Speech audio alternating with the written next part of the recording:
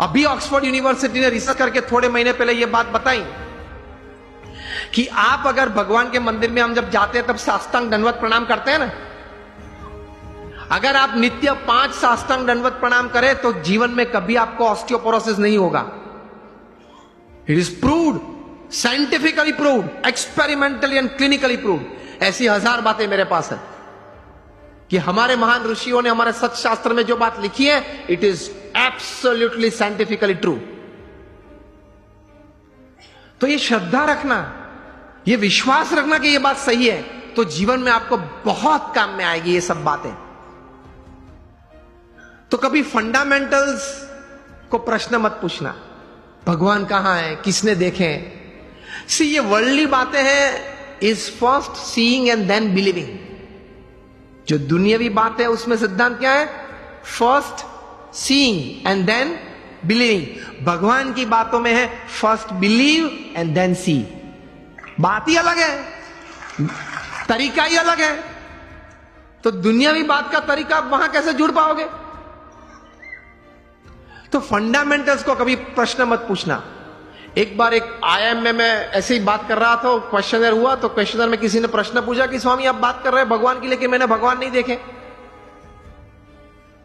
और पहले मुझे आप ये बताइए कि ये ग्रंथ किसने लिखा, कब लिखा, श्रीमद् भागवत कब लिखा, किसने लिखा, कैसे लिखा, क्या प्रसंग था, ये बातें कैसे सही थी।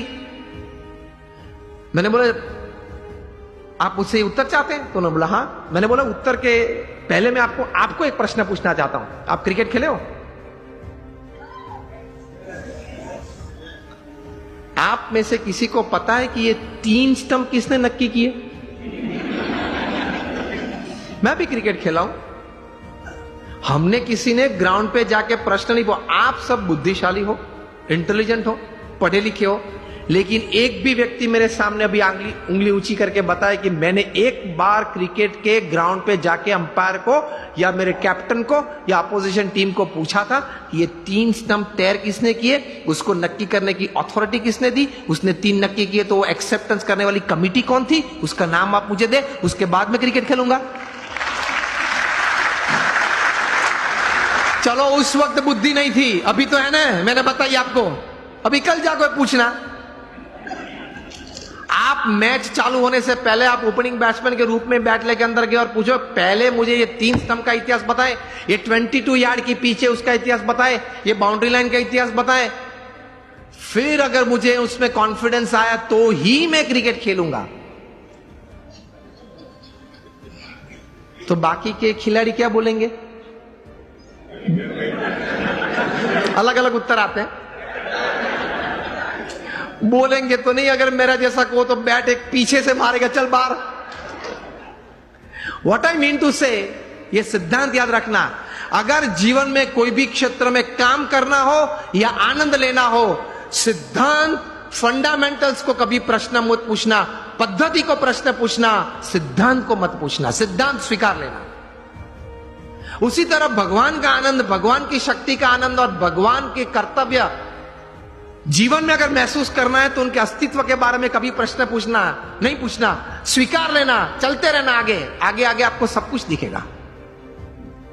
In short, on a fine summer evening when it is quite hot and you go out for an ice cream with your family, जब आप आइसक्रीम लेते हो, रिटेल काउंटर पे आपको आइसक्रीम दिया, तब आइसक्रीम वाले को ये नहीं पूछते आपके कौन सी गाय की कैसे दूध में से ये आइसक्रीम बनाया। पूछते हो आप तो लॉजिक वाले हो, आप तो इंटेलिजेंट हो, और आप तो ये कहते घूमते हो कि anything when my wise and my watts and my homes and my vans and my homes are satisfied, तभी मैं कोई बात स्वीकार करता हूं। आप तो ये कहते हैं, पढ़े लिखे हैं। तो आइसक्रीम के वक्त पूछना किसी, I will touch ice cream only after I get a proof from which buffaloes milk it is made. ये तो कभी आपने पूछा नहीं। अगर पूछने रहते तो आइसक्रीम का आनंद नहीं ले सकते, हा या ना? पिघल जाएगा तो भी उत्तर नहीं मिलेगा।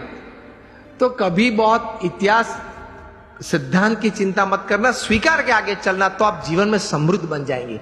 कैसे महापुरुषों ने बहुत चिंतन करते करते ये अध्यात्म की सभी बातें बताई वो सही है। एक बार स्वीकार कर लेना, थोड़ा उस पथ पे चलना चालू करना, तो आपको आनंद भी आएगा, प्रतीति भी आएगी और प्रेरणाएं मिलती रहेगी। ये से आप समृद्ध बन सकते हैं।